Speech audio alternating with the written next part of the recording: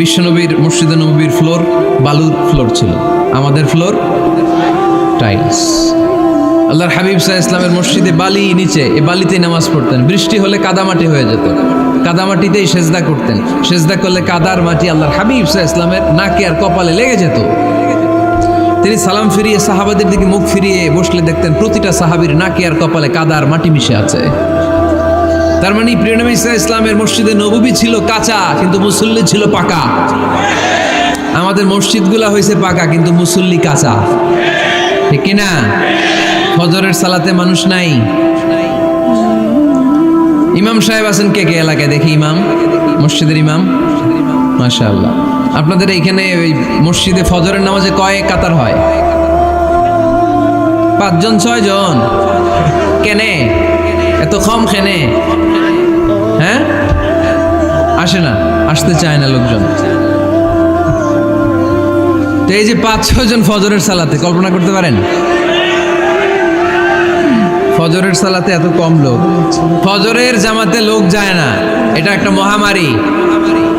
যেদিন ফজরের জামাতের দৃশ্য আর জুমার নামাজের দৃশ্য একরকম হয়ে যাবে, ওই দিনই বাংলাদেশে ইসলাম কায়েম হয়ে যাবে। এখন স্লোগান তুলে বিপ্লব বিপ্লব, ইসলামী বিপ্লব। আর ফজরের সময় আমি কম্বলের ভিতরে, আছে না নাই? কোনো বিপ্লব হবে না।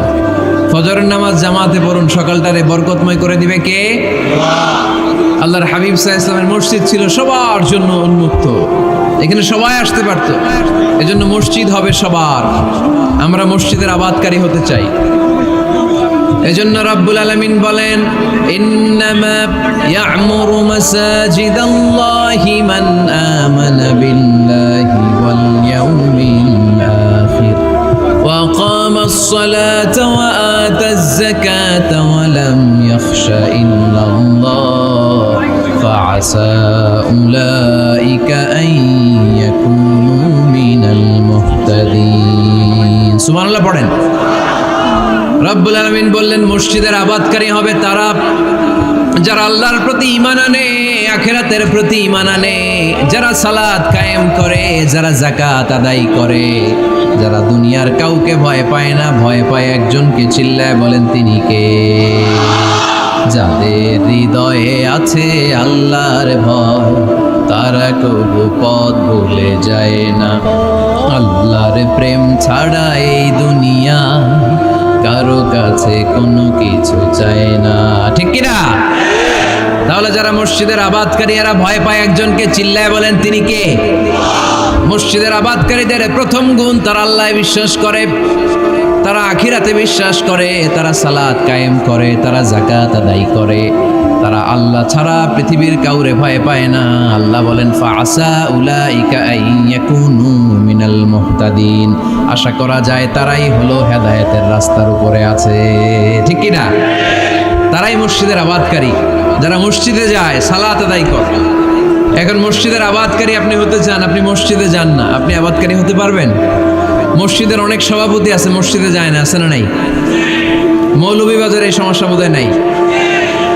মসজিদের সেক্রেটারি মসজিদে যায় না, আছে না নাই? তাহলে হইলো, এটা হইলো, এটা মেনে নেওয়া যায়?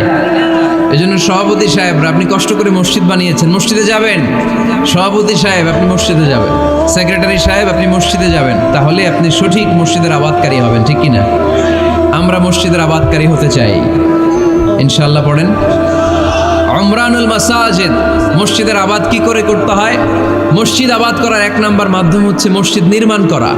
কি করা? নির্মাণ করা। খেয়াল করবেন, আল্লাহর হাবিব সাল্লাল্লাহু আলাইহি ওয়াসাল্লাম বলেছেন, মান বানা মসজিদান মিন মালিহি ফিদ দুনিয়া বানাল্লাহু লাহু বাইতান ফিল জান্নাহ। যে ব্যক্তি নিজের পকেটের টাকা খরচ করে দুনিয়াতে মসজিদ বানায়, আল্লাহ তাআলা তার জন্য জান্নাতে ঘর বানায়। 60টা জিনিস মানুষ মরে যাওয়ার পরে তার কবরে পৌঁছতে থাকে। ইন্না মিম্মা ইয়ালহাকুল মুমিন মিন হাসানাতিহি বা'দা মাউতিহি। মানুষ মরে যাওয়ার পরেও যে 60টা জিনিস তার কবরে পৌঁছায়, তার মধ্যে একটা হচ্ছে মসজিদান বানাহু। সে যে মসজিদ বানিয়ে গিয়েছে, ওই মসজিদের সওয়াব। সুবহানাল্লাহ পড়েন। আপনি টাকা দিয়ে মসজিদ বানিয়ে দিলেন, ওই মসজিদে মুসল্লিরা নামাজ পড়ে, রোজাদাররা এসে ওখানে ইফতার খায়, তাহাজ্জুদ আদায়কারীরা তাহাজ্জুদ পড়ে, তাদের সওয়াবের কমতি হবে না, কিন্তু তাদের সওয়াবের একটা পার্সেন্টেজ সওয়াব যে ব্যক্তি মসজিদ বানালো তার আমল নামে আল্লাহ ঢুকিয়ে দেয়। এজন্য বেশি বেশি মসজিদ বানাতে রাজি আছেন তো? তাহলে মসজিদ আবাদ করার প্রথম মাধ্যম হচ্ছে মসজিদ বানানো। 2 নম্বর মাধ্যম হচ্ছে মসজিদে যেয়ে জামাতে সালাত আদায় করা। জামাতে সালাতুল জামাআ তাফদুলু সালাতাল ফাযযি বি27 দারাজা। ঘরে নামাজ পড়লে একা একা পড়লে যেই সওয়াব, জামাতে পড়লে 27 গুণ বেশি সওয়াব। সুবহানাল্লাহ বলতে পারলেন না? হে নামাজি আমার ঘরে নামাজ পড়ো আজ, দিল মে তোমার চরণ তলে হৃদয় যায় নামাজ। হে নামাজি আমার ঘরে নামাজ পড়ো আজ, দিল মে তোমার চরণ তলে হৃদয় যায় নামাজ। পড়েন আল্লাহু আকবার। কি সুন্দর লিখেছেন কাজী নজরুল ইসলাম। মসজিদ কেমন যেন মসজিদ তার নিজের ভাষায় আল্লাহর কাছে কেঁদে কেঁদে ফরিয়াদ জানায়, আল্লাহ নামাজিরা আমার ঘরে আসে না, কি সুন্দর টাইলস, কি সুন্দর মুসল্লা, কি সুন্দর এয়ার কন্ডিশন সব আছে, কিন্তু মুসল্লি নাই, ঠিক কিনা? মসজিদগুলো আল্লাহর কাছে ফরিয়াদ জানায়। এজন্য আমরা যেন মসজিদমুখী হই। কি মুখী? আওয়াজ করে বলতে হবে, কি মুখী? মসজিদমুখী। তাহলে মসজিদ আবাদের 1 নম্বর পদ্ধতি মসজিদ বানানো। 2 নম্বর মসজিদে বেশি বেশি যে জামাতে সালাত আদায় করা। 3 নম্বরে মসজিদের সাথে সম্পর্ক জুড়ে দেওয়া, হৃদয়টা যেন সবসময় মসজিদের সাথে লেগে থাকে। আল্লাহর হাবিব সাল্লাল্লাহু আলাইহি ওয়াসাল্লাম বললেন, সাবআতুন ইউযিল্লুহুমুল্লাহু ফি যিল্লিহি ইয়াওমা লা যিল্লা ইল্লা যিল্লু। 7 শ্রেণীর ব্যক্তিকে আল্লাহ তাআলা কিয়ামতের দিন আরশের নিচে ছায়া দিবে, যেদিন আল্লাহর আরশের ছায়া ছাড়া কোনো ছায়া পৃথিবীতে থাকবে না। সেই দিনটা কি এই দিনের মতো? কিয়ামতের দিনটা আজকে